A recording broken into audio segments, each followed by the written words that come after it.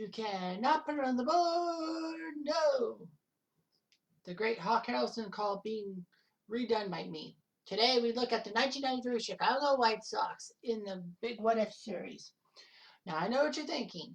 The 1919 Black Sox, what if they actually didn't take the money and actually played a fair World Series? Rules are rules. You cannot be in the finals. So anyway, the ChiSox, as they're well known, didn't do that well with winning World Series at first. In 1906 and 1917, they won. Surprisingly, in 1906, they beat the 116-win Chicago Cubs. Now, keep in mind, the Cubs did that in 152 games, whereas the 2001 Mariners did that in 162 games. By the way, the 2001 Mariners will not be Seattle's own because I have a secret weapon up my sleeve, and he said he will only do it if I do another Seattle team. Fair enough.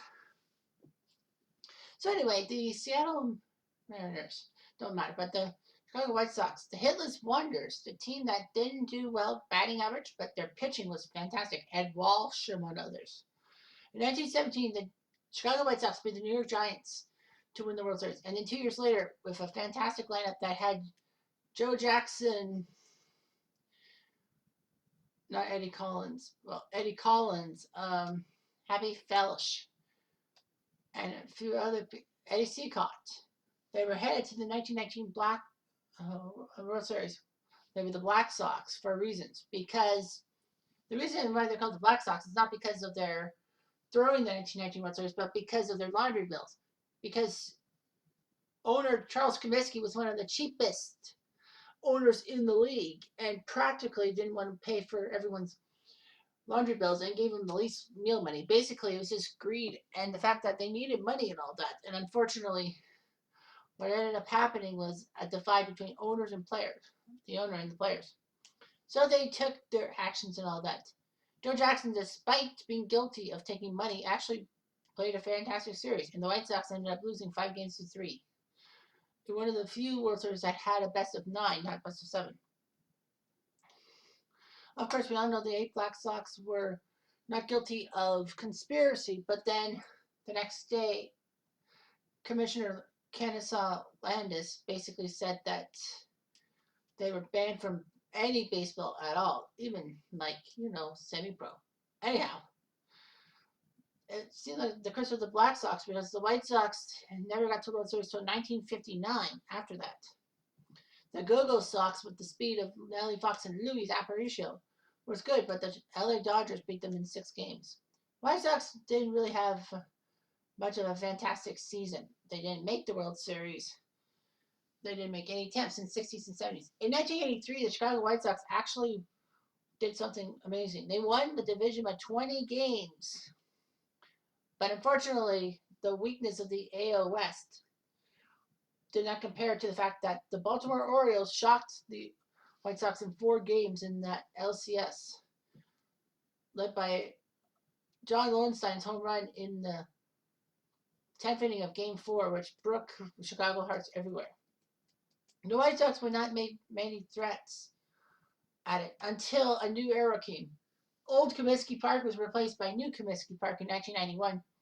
Chicago got some very fantastic uniforms and all that. And Frank Big Hurt Thomas was just powerful.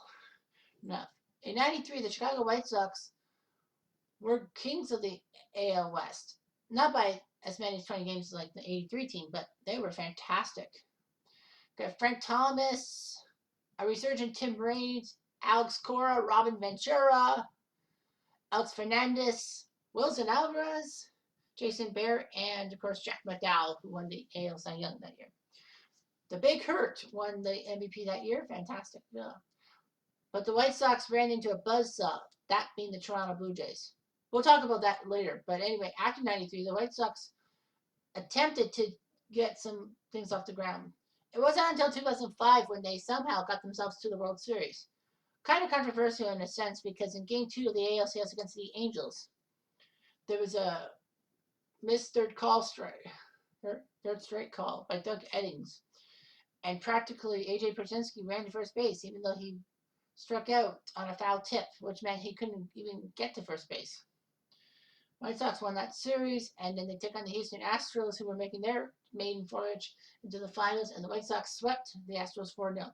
Now, for a lot of people talking about the curse of the Bambino, people forget that the White Sox World Series drought was longer than the Bo Sox. Bo Sox was from 1918 to 2004, yeah, but the White Sox had one since 1917. Figure that out, people. So, anyway, I digress. The White Sox won the World Series, and they haven't really made too many major moves since. So the '93 White Sox were powerful up and down the lineup. They had Tim Raines, the resurgent Tim Raines. They had George Bell, who was, of course, Blue Jays property until 1990 when he decided to go to the Cubs, and the Cubs were trading the White Sox for someone named Sammy Sosa. But anyway, that's not the point.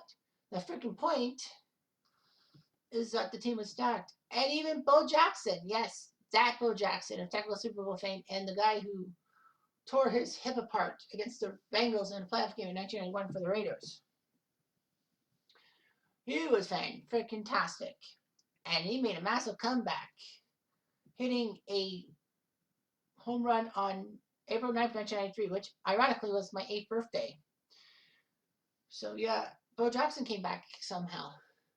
But the 93 team thought their pitching was gonna win all. Unfortunately, with the Blue Jays in the early 90s, it was basically facing an all-star team.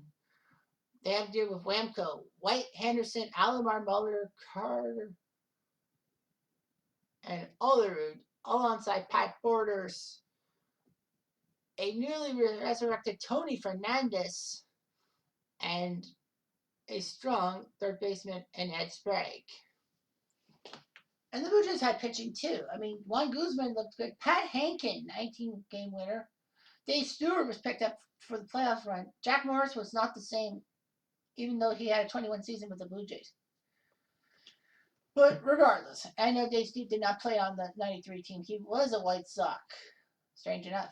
And then 98, he came back to the Blue Jays. It's like, whoa, Dave Steve's back with the Blue Jays. Wow. But anyway, the 93 White Sox got the right to host the ALCS, thankfully. Unfortunately, the All-Star team Blue Jays crushed them in 2 straight games at Comiskey Park. The turning point was in Game 2 when Dave Stewart had a bases loaded jam with no outs in the 6th and got out of it without even a run. Blue Jays would then crash to earth, losing Games 3 and 4. But Game 5 and 6, they picked up the pace, they won, they sent the White Sox packing, and the Blue Jays repeated as World Series champions. Now, of course, you know that the 93 Blue Jays,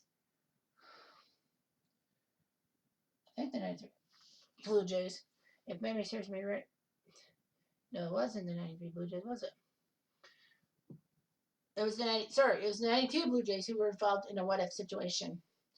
But the 93 team will be.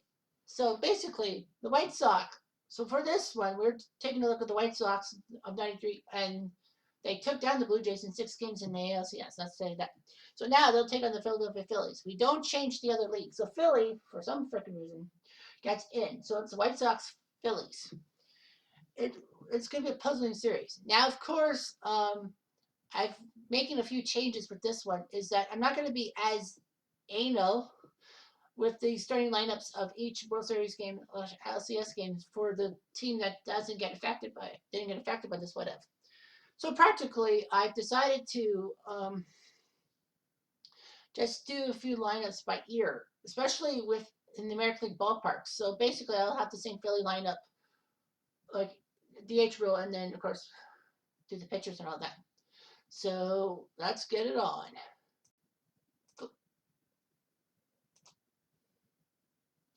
We're ready to go. It's the Phillies and the White Sox. American League got to host the World Series, even though the Phillies had a better record. 97 wins for the Phillies. Curt Schilling started Game 1 of the 93 World Series as is, and they have the starting lineup you see on the screen. The White Sox, nothing really changing. I mean, yeah, they had this decent lineup and all that. Dan Pasqua is the DH, not George Bell. I don't think George Bell played a role in that game. Game 1 saw the Phillies pull one out of the hat, 5-1 against the White Sox. So big win for the Phils. Mario Duncan hit a home run to left center field. I can't remember which lineup, which thing I had talked about Mario Duncan. 95? Or the Yankees? I don't know. But anyway, in the 6th inning, Dave Hollins gets an RBI single to score Kevin Stucker. And then Kevin Stalker avoids a double play in the top of the 7th to make it 3-0. Jim Eisenreich, 2 RBI single to make it 5-0. The White Sox do get one back. Ozzie Guillen scores, but unfortunately it was all for naught. The Phillies, Duncan, Hollins, Eisenreich, Stalker with RBIs. Kurt Schilling went 8 1/3. Mitch Williams came in for the save. My guess is that there was a guy on second base. Yeah, that's right. The rule is if it, well, they were up by 4, but there was a runner on second, so technically that takes 3 runs. I don't know what the rule is. I hate that rule. Alex Fernandez actually pitched 110 balls and actually ended up winning the game. Well, losing the game with a complete game. I don't know why. It doesn't make sense. It just doesn't make sense. So, we all know Terry Mulholland started game 2 for the Phillies. They decided to go with Wilson Alvarez for game 2, saving Jack McDowell for game 3. I don't know why, but I think they wanted a lefty on lefty battle. And the White Sox start off and do well. 4-3 is your score. So the White Sox tied the series. Frank Big Hurt Thomas with an RBI single, make 1-0. And then Ron Karkovice. Remember him, the catcher who replaced Carlton Fisk? He hits a 3-run shot, 4-0. Can you believe it? White Sox are already at 4-0. But Darren Dalton, the other catcher, hits a 2-run shot to make it 4-2. Kevin Stalker got an RBI single to make runners on 1st and 3rd in the 8th inning, but Lenny Dykstra grounded out. Phillies were not threatened the rest of the way. Darren Dalton player Mulholland only went 4 2/3. But the bullpen did their job. Mike Williams, David West, remember him? Him of the Infinite World Series, all right? But in the WhatIf series, he pitched an inning 2/3 without giving up even a hit. And Larry Anderson. The White Sox, Karkovice with 3 RBIs for the win. Wilson Alvarez went 8 innings. Jack McDowell decides to they use McDowell now. Danny Jackson started game 3 in real life, IRL. So basically, that's good. Here we go. Game 3 sees the White Sox with the 5-1 win. Tim Raines was running by single. Remember him, Expos fans? Well, he scores a run, 1-0. And then Pete Incaviglia hits a home run off of Mr. Blackjack McDowell, 1-1 tie. Until the 7th, when Joey Cora hits a triple into the left center field, scored Guillen. Bo Jackson flies out to right. Eisenreich thinks he got Joey Cora, but no, he missed. Bo Jackson gets an RBI sac fly. 3-1. Tim Raines hits a triple to score Frank Thomas, and Ron Karkovice gets a sac fly to score Tim Raines. So 5-1. Great job by the White Sox and all that. Bo Jackson coming in with an RBI. Tim Raines to Karkovice and Cora with 1. Jack McDowell went 6 innings. Jeff Schwartz, Don Paul, Bobby Thigpen. I didn't know. I know Thigpen pitched for the 9-3 Phillies, but I guess they gave him the White Sox. And Roberto Hernandez with the save. The 93 Phillies only had that 1 run. Danny Jackson only lasted 6 1/3 innings. David West went an inning and 2/3. And Larry Anderson pitched the 9th to no avail. So that is that. Sorry about that. So now it's game 4. They want to go with a 4th starter. So they go with, they only want to go with Tommy Green. So the White Sox says, good idea. We'll use Jason Bear. Okay. At 2-1 for the White Sox. And boy, did they get a great performance from their guys. They're now up 3-1. Tim Raines hit a 2 RBI single to score Bear and Robin Ventura. Ellis Burks got an RBI single to score Robin Ventura. Remember Ellis Burks? The Phillies then go through 5 2/3 innings without getting a hit, but John Kruk gets that single. Frank Thomas, the Big Hurt. You get better than the board, yes. 5-0. Fantastic. Then Bo Jackson comes in as a pinch hitter for Bear, and he crushes at 7-0. Shocking how they didn't want to put Bear in the game for too long. Philly only gets 3 hits. Bo Jackson, my oh my, with Frank Thomas. 2 RBIs by Thomas, 2 by Raines, 2 by Jackson, Ellis Burks. Bear went 7 innings. The Canadian, Kirk McCaskill. I guess he pitched for the 93 Blue Jays. 93 White Sox. Cool. I like that. Phillies had Dykstra, Kruk, and Hollins with hits. And that was it. Tommy Green only goes 6 innings, then David West, Jose De Leon, and Mike Williams, not Mitch Williams. So we're on to game 5. Now remember, it's a 2-3-2 system, so Philly hopefully trying to get a win under their belt. And they do. Phillies force a game 6 back at New Comiskey. 5-1 win. Mario Duncan with an RBI double scored, Jim Eisenreich, and Kurt Schilling even got an RBI single. 2-0. And then it was cranked up in the bottom of the 4th. Stalker with an RBI single to score Dykstra. John Kruk. That's one. It's out of here. Oh, run, John Kruk. Harry Callis, I'm doing. Ozzie Guillen got an RBI single to score Carter by 5-1. And that was it. White Sox only got 4 hits that game. Birds, Karkovice, Guillen, and Cora with the hits. Fernandez went 7 innings before Jeff Schwartz came in. Phillies, RBIs by Stalker, Kruk, Duncan, and Schilling. Schilling pitched the whole game. How ironic. He pitched a complete game in Game 5 against those pesky Blue Jays. So, yeah. Amazing. So now the teams will switch over. And the Phillies obviously go to Mulholland against Wilson Alvarez. Now, because the White Sox are up 3-2, they decide to do something big. George Bell comes into DH. Mickey Martini is made DH for the Phils. Mickey Martini, okay. Whatever. And wow, the Phillies crushed the White Sox 13-3 in Game 6. Pete Incaviglia beats out a double play opportunity to score a run. Darren Dalton with a 2 RBI double to score Stockman and Incaviglia. Karkovice got an RBI single to score Thomas and Raines. Phillies scored 3 runs on 1 hit. Amazing about that. So Karkovice made it 3-2. And then Tim Raines' RBI single to make it 3-3 after 2 innings. It stayed that way till the top of the 7th when Joey Cora makes a bad play on a grounder, scores, and Kevin Stalker. And then Jim Eisenreich hit a single to score Incaviglia. Darren Dalton actually gets thrown out by Ellis Burks at the plate of the plate. But the Phillies only get 2 runs on that. It would be that way to the 8th when Big Pete Incaviglia makes it 8-3 with a 3-run shot to center field. And then they put up 5 runs in the 9th. Stalker RBI single. McCaskill throws a wild pitch to score Dykstra. Incaviglia with an RBI single. Darren Dalton with an RBI double. And Jim Eisenreich with an RBI single. 13-3. We're going to have a game 7. Wow. Stalker with an RBI. Incaviglia with 5. Dalton with 3. Eisenreich with 2. Mulholland with 5 innings. He didn't get the win. David West did. Wow. That's huge. Larry Anderson and Jose De Leon. The White Sox, the only RBIs by Karkovice, Raines. Wilson Alvarez 6 2/3 and loses. Amazingly, we have a game 7. Danny Jackson against Jack Merdell. Let's see who wins this one. My guess is the Phillies. Could be the White Sox. White Sox Phillies.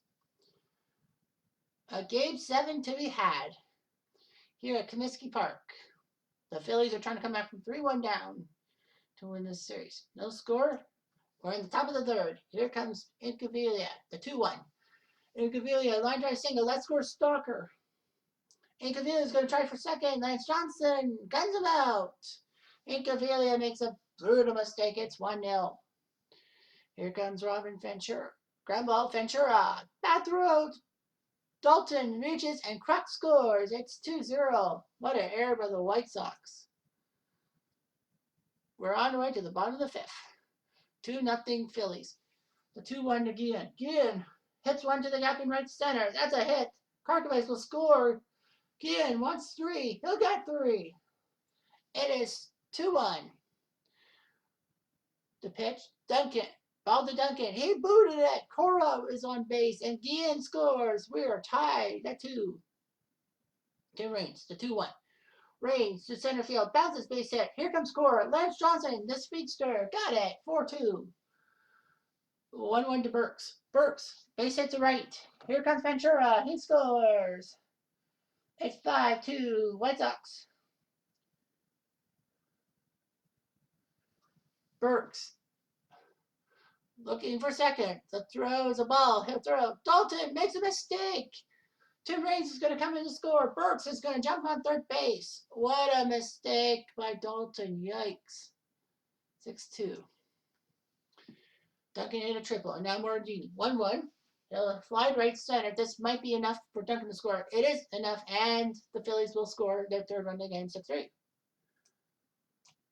Top of the seventh. 6-3. White Sox. Here comes Hollins. The 2-1. Hollins grounds with a single. Base hit. It's Dalton. 6-4. New pitcher. 2-1 to Eisenreich. Eisenreich to left center. It boops in. Here comes Hollins. It's 6-5. Wow. Phillies ain't quitting. And now, bottom of the seventh. Frank Thomas. The 2-2.